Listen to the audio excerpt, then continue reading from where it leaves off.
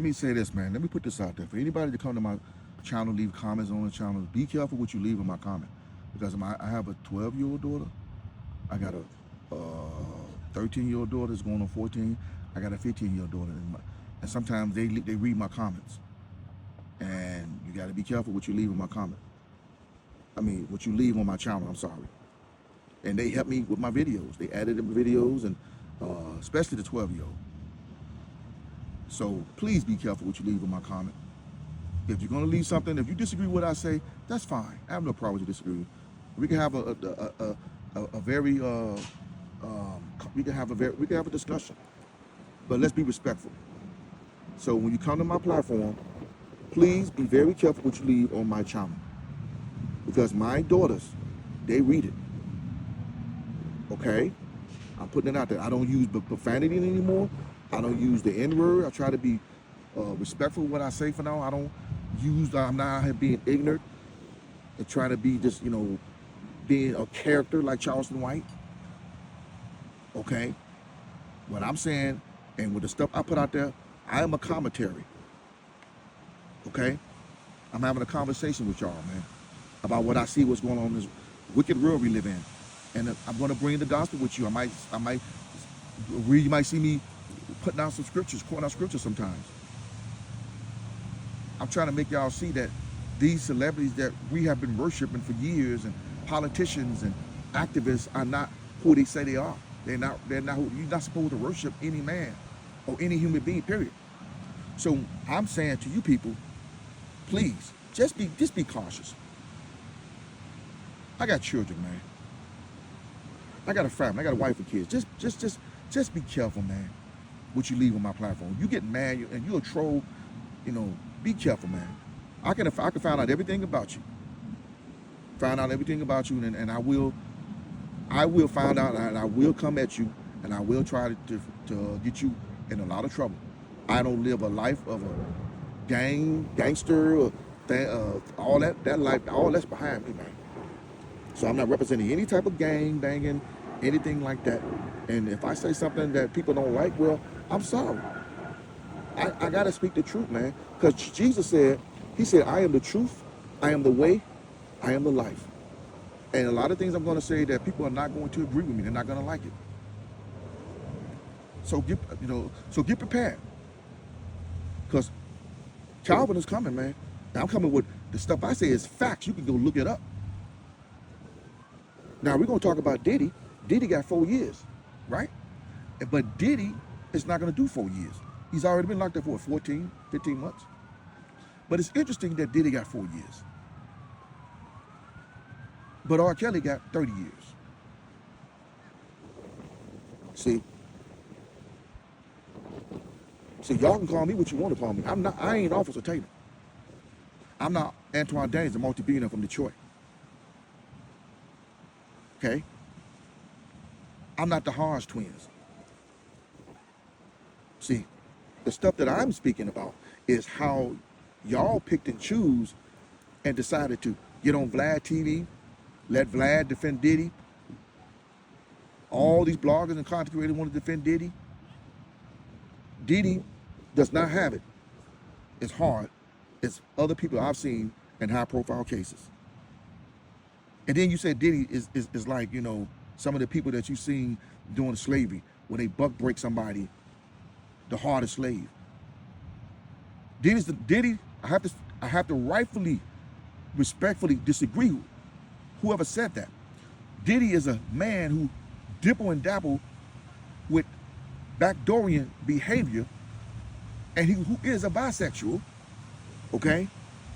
And Diddy was hurting people. Because a lot of stuff they didn't want to really get Diddy like they really wanted to. They didn't want Diddy like they really want to. They wanted who they wanted. If they really wanted Diddy, they would have got Diddy. They would have gave Diddy 40 years. They would have convicted him on because his case and Robert's case was the same. Y'all say there was minors and children. There wasn't no children in R. Kelly case. Y'all can sit there and want to play these games all you want to. I'm looking at what I read in both cases, what I saw in both cases. We could talk about white supremacy all you want to, man. until y'all deal with the fact is there's right and there's wrong, there's evil in everybody, then you will never wake up. Until you repent and give your life to Yahshua the Messiah, you ain't gonna never be free, man. You're gonna always see everybody the same. Stop making everything about race. I'm not saying that racism doesn't exist and bigotry doesn't exist, but each situation is a observation. I'm not gonna be too long in this video. How? I'm gonna ask this question. How does Diddy get 4 years and R. Kelly gets 30 years? Ask yourself that question. You cannot say that R. Kelly had minors. But first you said it was children in the R. Kelly case. Then they flipped it and said there were minors. And then they said, well, maybe it was women. He was mistreating women. Then they said he was mistreating minors. See, that's that whole manipulation from the media and power of social media. Then you had a woman named Taj K who committed a federal crime, tampering with federal witness in his case. And none of y'all said anything. Some of you didn't have nothing to say. There was a lawyer that said something about Taj K. I'm not talking about the non-lawyer. I'm talking about the lawyer that's from Caribbean lawyer. He spoke out against Taj K. She committed a federal crime, along with the BOP officers of the law. What I'm saying is facts. This government is wicked and it's crooked. It's been like this during the biblical days of Prophet Jeremiah and Prophet Isaac. They've been doing stuff like this, man. Don't you remember when the Pharisees and Judas betrayed Yahshua the Messiah, gave him up to the Romans? I'm not comparing these celebrities to none of these folks. When you're part of an industry that's controlled by gangsters, thugs, demons, servants of Satan, what you expect to happen, man? So y'all get mad when I criticize Jay-Z. You get mad when I talk about Nas. Y'all get mad when I criticize MJ or Dr. Bill Cosby. I can nip away and talk about each one of these celebrities and break them down. And y'all be like, wow, I didn't know that. I didn't know that, Calvin. Because you don't listen, you don't pay attention. They wanted y'all to focus on R. Kelly. The man that can't read and write, the illiterate man, the illiterate N-word man from Chicago, my hometown. Robert Sylvester Kelly, who brought a lot of these things on himself. But why does he get 30 years, but Diddy gets 4 years? Ask yourself that question. And none of these guys ain't said nothing about that. This ain't about no race for me between Diddy and R. Kelly. This is about who. It's not about what you know. It's about who you know. Because Bill got 3 years.